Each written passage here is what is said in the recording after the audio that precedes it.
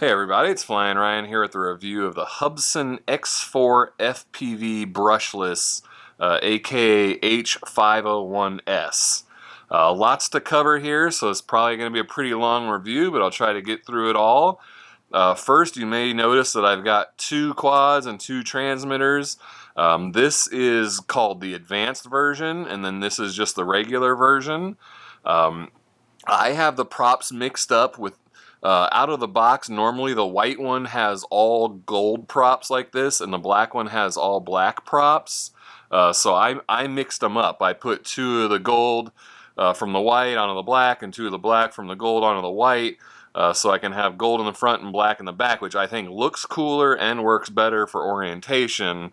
But you know, you don't have to buy two quads to do that. You can buy just, spare props if you want to get the two different colors like I've got here. But otherwise, other than the color, the quads themselves are the exact same. These are, the same hardware, same features and everything. So normal and advanced doesn't change with the quad. So we'll get one of these out of the way just to make room on the table. And so we'll focus on just this one. The white one is a little bit easier to see on camera. Now the main difference between them is the transmitter.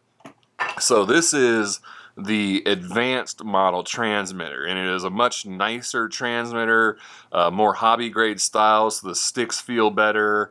And then you'll notice the antennas are huge. This is the FPV antenna, which has a cool little Hubsan logo and stuff on the back, which the Hubsan logo is supposed to face the quad. So, when I fly, I kind of bend it up like that towards the sky. So it's supposed to face the quad as much as possible, and then this is your radio signal. And so with these huge antennas, you get much further range and much higher quality video transmission, or not higher quality, but it doesn't get as noisy, especially at a distance. You get a nice clear picture from much further away. And I have tested it too, and that is definitely true. I can get this one up really high and still not have any noise on the display at all. And it does have a little display here on the transmitter. The display is obviously a little bit smaller than on the normal version, but it's not that big of a deal. It's still plenty visible. And then this screen, the visor here is optional. You can take that off if you want. So we'll put that aside for now. There we go. And then so this is just the standard version transmitter, which is still not bad. It's just, it's all plastic. It's not quite as hobby grade. But you're already familiar with this from the the X4 H501D, the X4 FPV version. So again, you've got your FPV transmission on the transmitter here, but there's no external antennas or anything, so the range is not as far. But otherwise, they both have all the same feature. They've got GPS hold, follow me mode, return to home, all that. So yeah, I didn't say that. This is a GPS model, and brushless motors. It has a 1080p wide-angle camera on it that records to a micro SD card if you want, or you can record from the FPV. If you want to record your FPV, though, you'll get any noise that comes through will be recorded. I actually forgot to check it. I don't think this advanced model has a micro SD card on it. Yeah, it doesn't look like it does. So you can't record the screen on the advanced model. So I guess that's one thing that the standard model has above this. If you wanted to record your FPV, I mean, it does have a video out here, so you could send it to some sort of DVR, but there is no micro SD slot on it. So yeah, we'll get back to the transmitter and the features of that later. We'll cover all what it comes with and stuff here. So we do have a full set of spare props, and then this little tool here is for attaching the props. You've got those prongs that clip into the motor there, so that holds the motor in place while you screw the prop down. We've got a wall-powered charger here that charges through the balance plug. And then we also have a USB cable here. I think it's inside the battery. Where is it? You can upgrade the firmware on this. I thought it was easy access somewhere. Oh yeah, there it is. I don't know if that'll show up on camera or not, but there is the USB port right there. So you can plug a USB cable in there and connect it to your computer to upgrade the firmware. There are firmware upgrades for this already. I haven't messed with them. It looked really confusing, and especially I'm on a Mac and there's like a Windows program that you're supposed to run, and I don't know, how to do it manually on a Mac. I just haven't had time to investigate how to upgrade the firmware, and firmware upgrades always scare me too. I just worry about something going wrong, and so I have not messed with that, but there are firmware upgrades, and you can upgrade the transmitters as well. This is the battery here, which is a 2S LiPo 2700 milliamp hour. And then it has a little EC2 plug here, which is a pretty standard plug type. You can very easily get a hobby grade charging lead for that if you want. That takes 3 hours to charge with the stock charger, and you get about 20-minute long flights, so really nice long flights out of this. This is 455 grams, so it is well over the FAA limit, so you do need to be registered for this one, unfortunately. But it is just a really cool model. Again, like I said, it has brushless motors.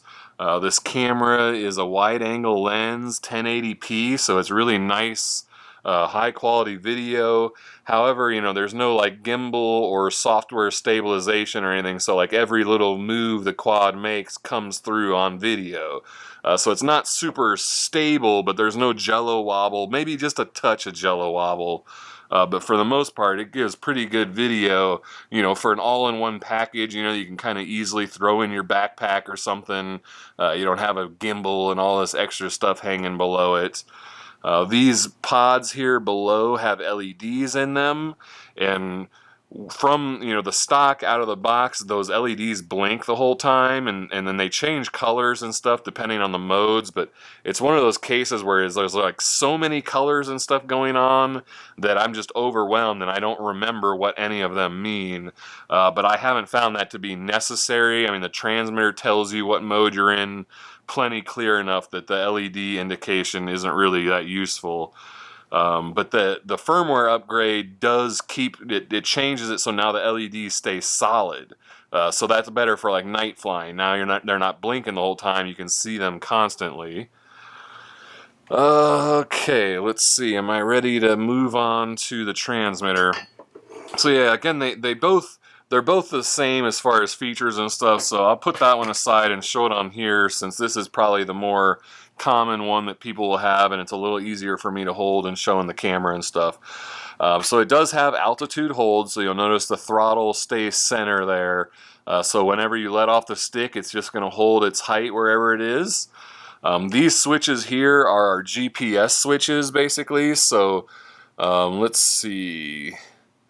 The left switch is our GPS hold. So down position is normal, just where you just have altitude hold, but otherwise everything else is manual. It's not going to do any position holding or anything like that. But if you flip the left stick up, that turns on GPS hold. So now it's going to use GPS to hold its position and altitude hold. So it's going to hover really nice and steady in place. And then you can move it around with the right stick, and whenever you stop, now it's going to hold that position. And while you're in GPS hold, if you want to do return to home, now you flip up the right switch and it's going to return to wherever it took off from. You do need to be in GPS hold first. So if you're in manual and you hit right return to home, it's not going to work. You need to first turn on GPS hold, then turn on return to home.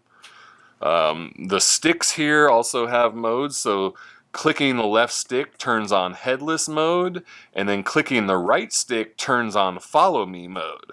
And that's pretty cool. The transmitter itself also has GPS in it, so now you've got, you know, satellites following the transmitter and satellites following the quad, and they can talk to each other and know where each other are. So now as you walk around with the transmitter, the quad is going to follow that. And so it actually, you know, if you're flying and facing away, once you turn on follow me, it turns around and faces you, and then as you move around, it follows you and films you. However, I've had some trouble with that. Like, it'll turn around, but then it's like a little bit diagonal off. I haven't been very lucky at getting it to actually point right at me. It always seems to want to be off to the side a little bit. So I'm not exactly sure what's going on there. But otherwise, it does seem to follow pretty well. Let's see, any other buttons and switches, and making sure I've got all my covered there. Yeah, I think that covered it all. So yeah, when you first start it up with the default firmware, you've got to recalibrate the you know, like headless mode, sensor, whatever it is, the compass and all that. So, you know, you've got to sit there and turn it clockwise 3 times or whatever until it tells you it's good. Then you've got to put it nose down and rotate it like that for a while until it tells you it's good, and then it's calibrated. But I've heard in the newer firmware updates you don't have to do that anymore. Once you've done it, as long as you don't go to, you know, a very different flying area, you don't need to keep doing that every single flight. So that may cause some of the problems, like maybe, you know, I didn't quite calibrate it right one time because I got impatient, and that's why the follow me wouldn't quite work right. I'm not really sure. Let's see. Oh, and being that it does have altitude hold, you've got to arm the motors. So both sticks to the outside corners is going to start the motors up, and then they'll spin, you know, slowly, and then once you give throttle up, then it'll take off, and whenever you let off the throttle, it's going to just hold that height. Check my notes here, see if there's anything else to cover. So the return to home is going to go from wherever it took off from, so always remember that, you know, if you've moved a position and took off or where you arm the motors, basically. So if you've moved and armed the motor somewhere else to take off, remember that it's going to now take off from that position, not the original position that you first took off from or whatever. So wherever you last armed the motors is where it's going to return to. And when it hits the LVC, it just does a landing. It doesn't do a return to home when the battery dies. But there is a, you know, your OSD, their on-screen display, it gives you a ton of information on the screen. Like, it'll tell you how many satellites you have in both the transmitter and the quad. It'll tell you altitude and speed, and then it has the battery. So when you have the low battery, it'll start giving you a warning on the screen that you've got low battery. So you know that's coming, so you can either initiate return to home yourself or fly back or whatever, so you're ready to go. But if you end up flying until the LVC kicks in, it's just going to slowly land itself. It's not going to return to home. Okay, see if there's anything else to say. No, that looks like it covers it. Let's go ahead and look at this a little bit more. So these switches, it has these extra switches, but these don't actually do anything. It's just these 2 switches for this one. This transmitter is used with a bunch of other Hubsan models, so you've got, you know, these redundant buttons and switches and stuff that don't actually do anything with this one. So the one on the left here that says GPS, that's your, you know, GPS lock when you're up, and then here's your return to home when it's up. And then again, or no, okay, oh right, yeah, it isn't. Instead of clicking the sticks, these switches do what the clicking the stick would do. So yeah, instead of clicking the left stick for headless, you turn that up for headless, and instead of clicking the right stick for follow me, you flip that up for follow me. But these knobs out here do not do anything. And then we've got some buttons here for navigating around through the control menus. On this one, if you press and hold the right stick, that'll take you into the menu where you can change some settings and stuff. I think that has finally covered all the details. Let me do one more look through my list. And yep, that looks like that's it. So yeah, I've already filmed my flight review before I got this advanced version sent to me. I've already filmed it with this one, so I'm just gonna stick with that flight footage. And then, you know, like I said, I have flown it once with this one, and I do get much further range on it. But I'm not really a long-range flyer anyway, so even when I flew it with this one, I didn't have any problems with the screen breaking up. But if you are going to be doing long-range filming or flying, and you want, you know, a good strong FPV signal, this advanced version definitely does have more range to it. But anyway, let's go check out that flight footage. Alright, this is the flight review of the Hubsan X4 FPV Brushless H501S. Pretty cool. We got GPS hold and follow me mode and altitude hold and a wide angle HD camera on the front. Pretty neat model. So lots to cover here, so get started. Actually, I want to start it out here in the street because wherever you arm the motors is your return to home spot. So we'll put it out here in the center so it's got plenty of room, and I hold both sticks to the outside corners to arm it and start giving throttle, and it'll take off. And it does have full-time altitude hold, so even in manual mode it'll hold its altitude.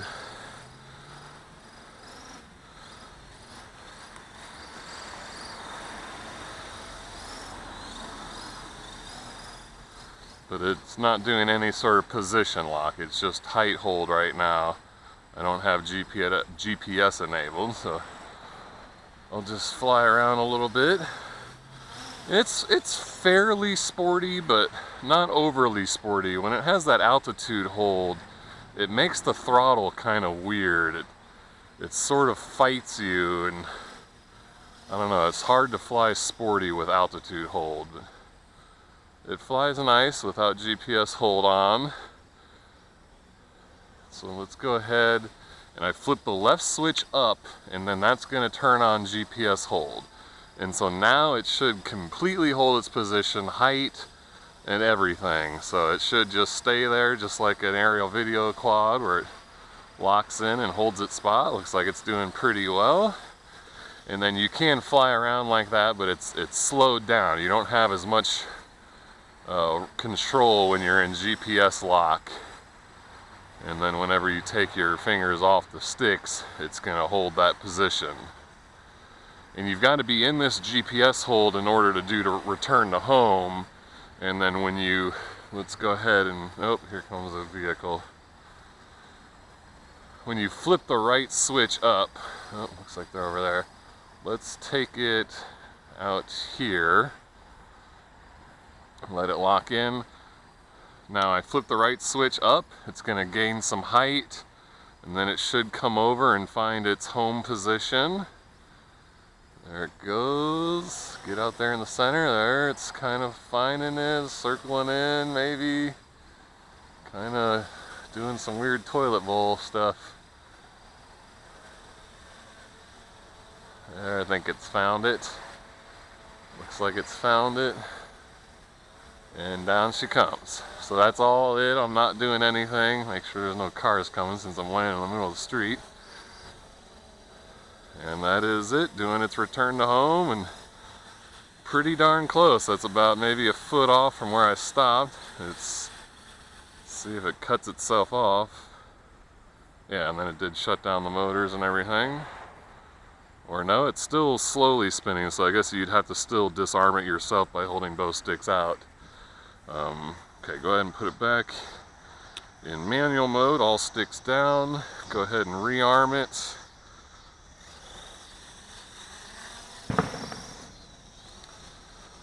Alright, and now I'll turn on GPS hold again. Now if I click the left stick, that's headless mode, and if I click the right stick, it's follow me. I don't know why it kind of drifted back towards me there in GPS hold. Let's try that again. It's sort of drifting towards me again. There we go. Alright, now I'm going to hit the right stick, and it turns around and it faces the camera towards you. It looks like it's not quite pointing at me.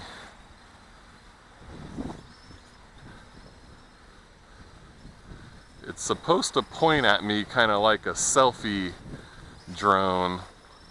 Wow, it's kind of going crazy. I did calibrate it. I've got 12 satellites. Wow, it's having some problems right now. Let's turn that back off.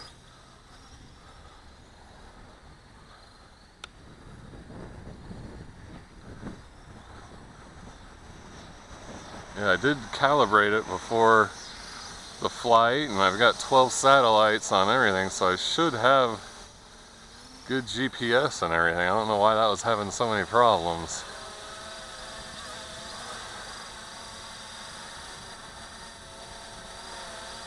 Alright, there's a pretty good GPS lock. Let's try it again. Click the right stick. And it's supposed to turn around and face me.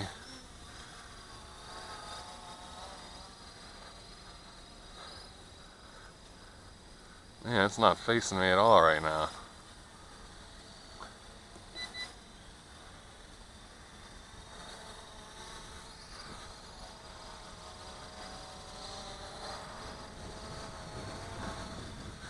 Looks like it's having a little bit of trouble with its facing at me. It's pointing off to the side, so I'm not even on camera like I'm supposed to be. And if I rotate it myself, it turns off follow me, and I click it again. Now I'm kind of in the picture. So let's just test the follow me. So as I walk, it just moves itself to keep that position with me.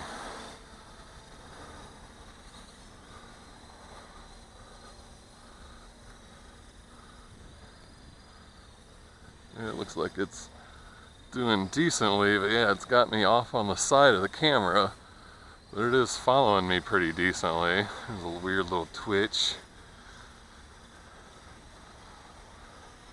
Alright, let's turn that off. Now I'm just back in normal GPS hold. I'm going to hit this right bumper button to start video. So now it is filming, and it's a pretty good quality camera, nice wide angle lens. It's got a little bit of jello wobble to it, and there's no stabilization. There's no, gyro or gimbal or electronic stabilization or anything. So every little twitch the quad makes comes through on video. But for a nice all-in-one package, it does a pretty good job if you're, taking it hiking with you or something like that. It's a pretty nice camera platform for that. Looks like I've got a pretty good GPS hold up there. And the FPV works quite well. It is 5.8 gigahertz FPV. Let's get a little more height.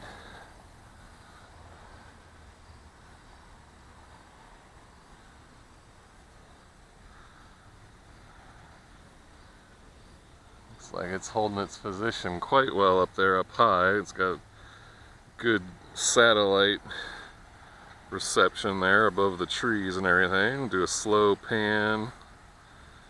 Looks pretty good. See all the treetops. It's holding its position quite well while I pan.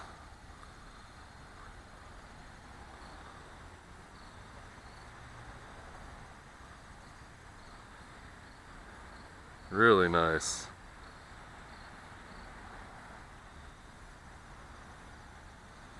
Not bad at all. Yeah, it's holding its position rock solid. It's doing really well. Alright, let's go ahead and stop the video. Let's show the FPV screen here if that's coming through in the camera alright. And you can see I've got super crystal clear reception. There's no noise at all from where I'm at right there. It looks great. So let's go ahead and, I think I showed everything, so let's go ahead and flip the right switch up again and do another return to home. So it should be coming in. Whoa, it's moving fast. Where are you going? Don't hit the tree. I think it is. I think it's finding the spot slowly but surely. It's coming down. Make sure it doesn't hit my car. Yeah, it looks like it's doing pretty well. And again, that's all it. I'm not doing a thing. And then once it hits the ground, I'll hold both sticks out to shut off the motors. And there we go. So yeah, the follow me mode was a little bit iffy. That was the only one I couldn't quite get the camera. The camera's supposed to point at you so that you can kind of film yourself as you walk around or whatever. And it didn't quite want to angle at me just right. So I don't know, maybe my calibration wasn't perfect or something like that. But otherwise, I think everything pretty much performed as expected. I think it's a pretty cool model. I like it, and it looks really good. Alright, we'll check the video description for a price and purchase link. I thank you for watching, and I'll see you next time.